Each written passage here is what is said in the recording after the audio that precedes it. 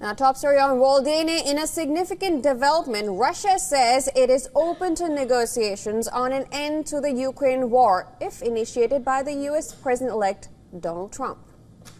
Well, Moscow's ambassador to the UN in Geneva has said that any talks need to be based on the realities of Russian advances. The remarks come in the wake of indications of a shift in Ukraine's stand as well. Officials have said that Kiev's stance ahead may hinge not so much on territorial boundaries now as assurances and guarantees to make a ceasefire hold. Here's more. We are open and we are ready to cut it.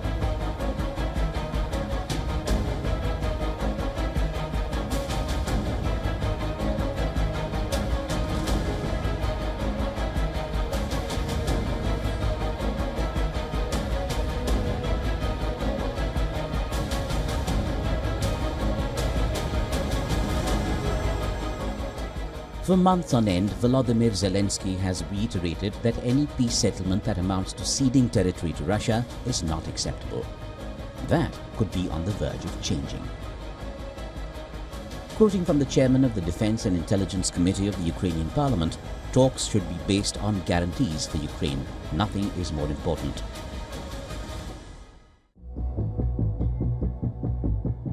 Another senior Ukrainian official said the territorial question is extremely important, but it is still the second question. The first question is security guarantees.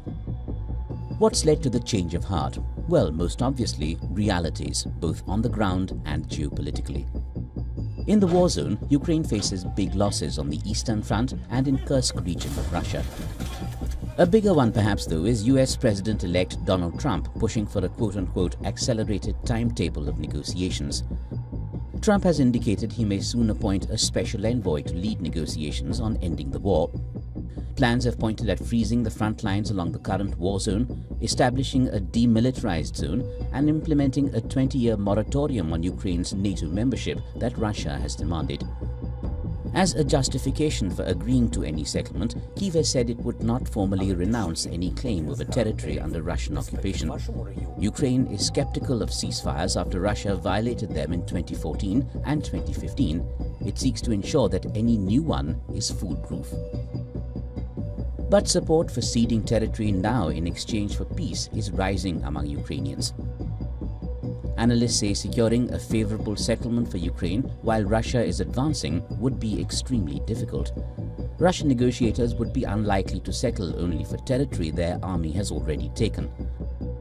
One report said if the Ukrainians are driven from Kursk, Russia could accept a ceasefire along the front line by next spring.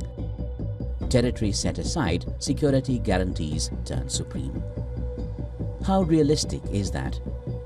Bureau Report, WION, World is One.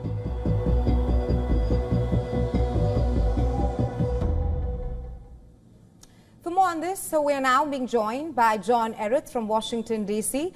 Ereth is a Senior Policy Director for the Center for Arms Control and Non-Proliferation and former member of the U.S. delegation to NATO. Welcome to World DNA, Mr. Ereth. Thank you. Now, Ukrainian president had earlier said that surrendering territory is out of question. Now, the officials in Kiev are saying that that question is, it's rather come to a second point. It appears to be shifting towards security guarantees. First up, your assessment of the shifting stance in Kiev. I don't think there is very much shifting of the stance in Kiev. Certainly, the Ukrainian position officially is still that they want to regain all of the territory as a condition for peace. They don't want the Russians to occupy more territory. This was tried in 2014, and it failed very badly from the Ukrainian point of view. So why they would accept something like this again, it's absurd. Right. Now, this is the chairman of the Ukrainian Parliament's Defense and Intelligence Committee, Roman Kostenko, who has said this, that the territorial question is extremely important, but the first question is security guarantees. What do you think is the security guarantees that he's talking about? It would likely be NATO membership as a way to get the Article 5 guarantee in place so that an attack on Ukraine would be an attack on all of NATO. This is not likely to happen in the short term. either on the Ukrainian side or the NATO side. Ukraine is not prepared for NATO membership at this point. So this is extremely unlikely. Ms. Arith, you say that security guarantees could be a NATO membership, but Trump, according to reports, according to Trump's Ukraine peace plan, he has clearly said that Ukraine should rather forget being a part of NATO, and Trump's Ukraine peace plan, according to reports, says that a 20-year moratorium on Ukraine's NATO membership. How do you see that as a sticking point in any kind of a peace deal between Ukraine and Russia? I haven't seen that there is anything resembling a peace plan coming from the incoming Trump administration. The 20-year moratorium on NATO membership is more a piece of Russian propaganda. Russia is doing what they always do in a negotiation. They set their maximum demands as the price to begin the negotiation, so that the other side has already given them everything they want when the negotiation starts. So this is obviously a trap that the Russians are setting for President-elect Trump.